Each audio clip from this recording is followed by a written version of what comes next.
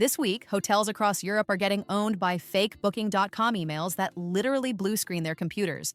And the victims are doing it to themselves. ClickFix attacks just went full psychological warfare with fake crash screens that trick you into nuking your own computer. A guy hacked 600 Snapchat accounts to steal nudes, then turned it into a side hustle on Reddit. Because why not monetize your felonies? The company Sedgwick that protects CISA just got breached by ransomware. Do as I say, not as I do, folks.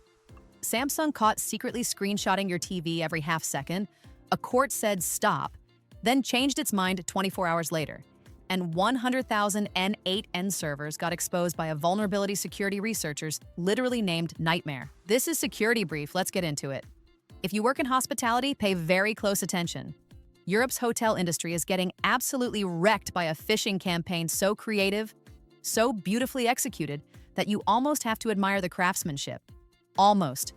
Because at the end of the day, they're making you destroy your own computer. Here's how this masterpiece works.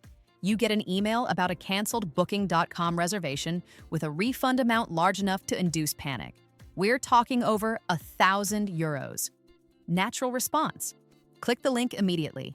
Congratulations, you've just landed on what security researchers at Securonics describe as a high-fidelity clone of Booking.com. Perfect branding, color palette, logos, fonts, the whole package. Painfully convincing. But here's where it gets fun. The site runs some very unfriendly JavaScript that throws up a "loading is taking too long" error. Your instinct? Hit refresh. That's when the performance really begins. Your browser snaps into full screen mode, no exit, no escape, and presents a flawless fake Windows blue screen of death, complete with error codes. Dinner theater, but make it malware. Now for the clever bit. Real BSOD screens don't give you helpful recovery steps, they just ruin your day.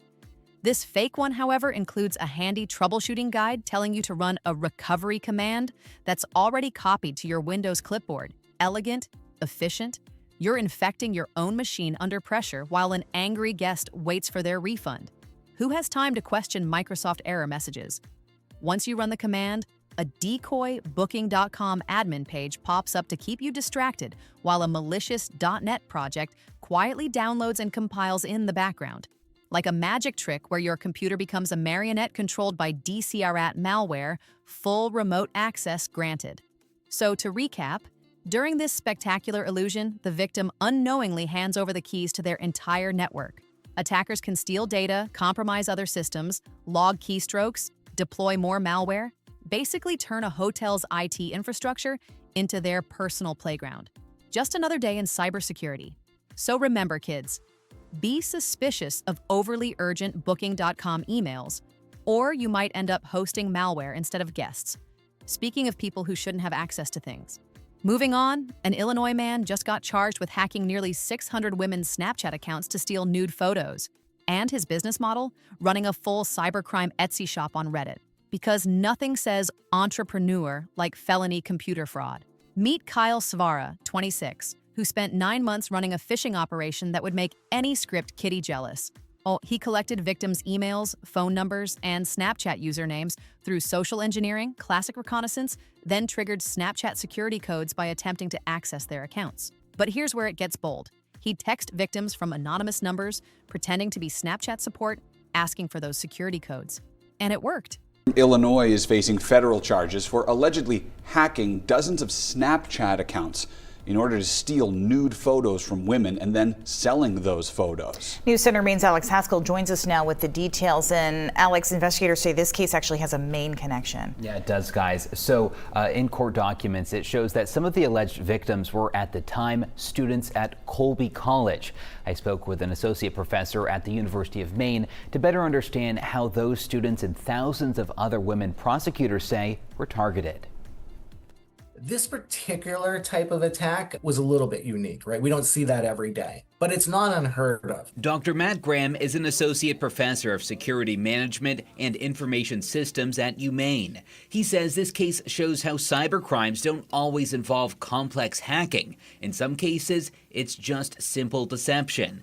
The Department of Justice accuses 26-year-old Kyle Svara of Illinois of hacking into dozens of Snapchat accounts in 2020 and 2021, stealing nude photos from some of the users. First, he gathered victims' personal information like email addresses, phone numbers. Prosecutors say Svara used that information to try to log into Snapchat accounts, causing verification codes to be sent to the victims' phones or emails. He then allegedly posed as a Snapchat representative, texting victims and asking them to send those verification codes. About 570 victims did give him the code, believing that it was part of a security check. In all, the Department of Justice says Svara targeted about 4,500 women, including some Colby College students. Prosecutors say he successfully accessed at least 59 accounts, downloaded private nude images, and then sold or traded those images online. You never want to share verification codes with anyone. Dr. Graham says it's one of the simplest ways to protect any of your social media accounts. All of these social media sites have tools that allow you to report potential breaches, and so I would do that as well. Now, Svara is facing multiple federal charges, including computer fraud and making false statements related to child pornography. He is scheduled to make his initial court appearance in Boston next month. The Department of Justice says Svara was hired to do the hacking by former Northeastern University track coach Steve Waith, who is currently serving a 5-year prison sentence, guys, for similar crimes.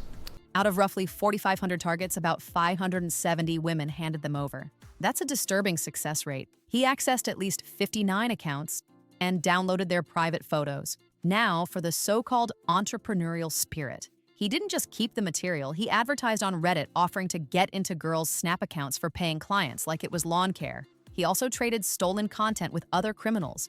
Truly a visionary in the field of being a complete scumbag. One of his clients was Steve Waith, a former Northeastern University track coach who paid Svara to hack the Snapchat accounts of his own athletes, women he coached. Let that sink in.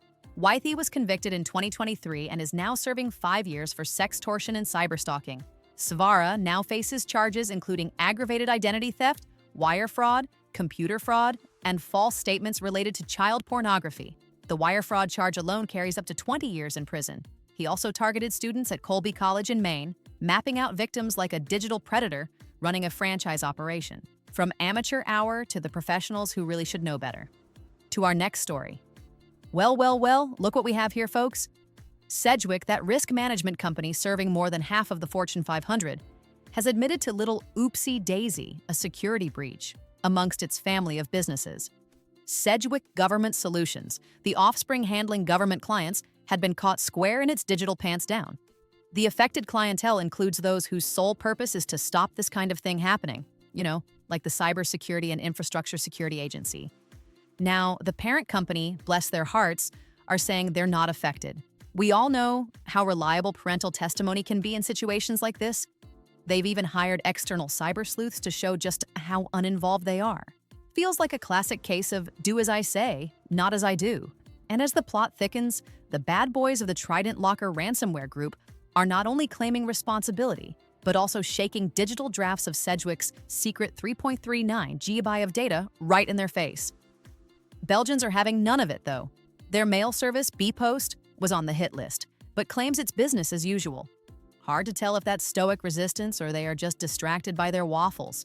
And people ask why I still send pigeons, and remember, folks, it's budget season. So make sure to set aside some savings for cybersecurity, or you might end up getting more coverage than you'd like. Moving on. Listen up, folks. Have you ever had the eerie feeling that your TV is watching you? Well, in Texas, that nightmare just got real. Get this. Texas courts had to step in and issue a restraining order against Samsung. Why? Because Samsung was allegedly spying on your personal watch history in an attempt to sling you more ads. A significant update in the legal battle between Texas Attorney General Ken Paxton and 5 major TV makers over privacy concerns. Today, AG Paxton's office announced it has secured a temporary restraining order against Samsung, preventing the company from sharing, selling, or collecting consumer data gathered through content recognition technology in its TVs. A North Texas district court found that there is a cause to believe Samsung either violated or could violate the Deceptive Trade Practices Act. The AG already secured a similar order barring Hisense from doing the same thing. Sony, LG, and TCL are also facing similar lawsuits from the state for using the data collection tech without consent. Oh, the horror. But hold on to your remotes because the plot thickens. This spying gig, it turns out, wasn't some shady side gig, but a legitimate, if intrusive, practice called automated content recognition.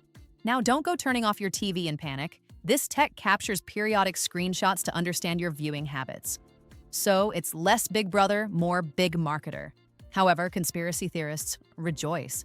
Texas wasn't just irked by Samsung snooping. They were also worried about those screenshots potentially ending up in the hands of, wait for it, the Chinese Communist Party.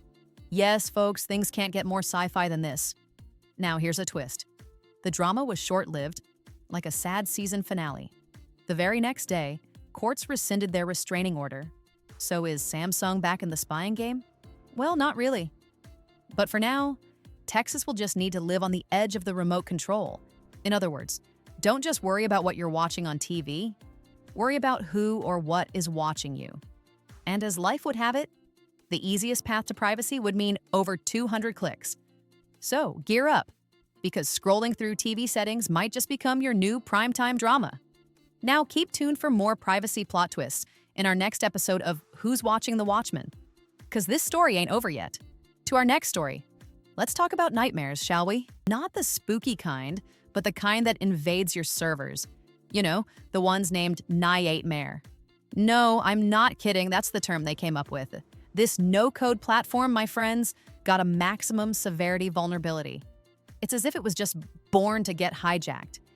The stats are in, and it's sure not looking too good for our N8N no-code wizards. According to some data security whiz kids at Cyra, we're looking at over 100,000 vulnerable N8N servers. This vulnerability granted unauthenticated remote attackers an all-access, backstage pass to its contents. But look at the bright side. At least this fine platform's versatility isn't restricted to visual workflows and AI integrations alone. It is a jack of all trades, master of none. If we go peeking into our Pandora's box, we'll find an interesting duo of parsers within the N8N realm. One, the special upload parser for the multi-part form data requests, and the other, the standard parser. And here comes the plot twist. When we throw the application JSON content at N8N instead of multi-part form data, it bypasses the special upload wizard. In short, we have a case of crucial metadata landing squarely in attackers' laps.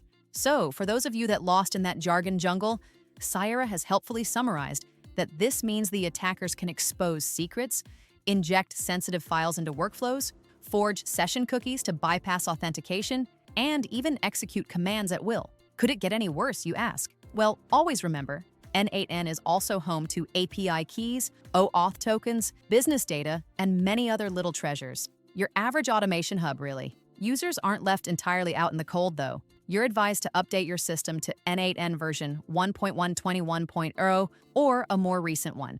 While there are no official workarounds for this, restricting or disabling the publicly accessible endpoints could help. That's it, folks. Thanks for watching. Make sure to like, share, and subscribe, and I see you in the next one.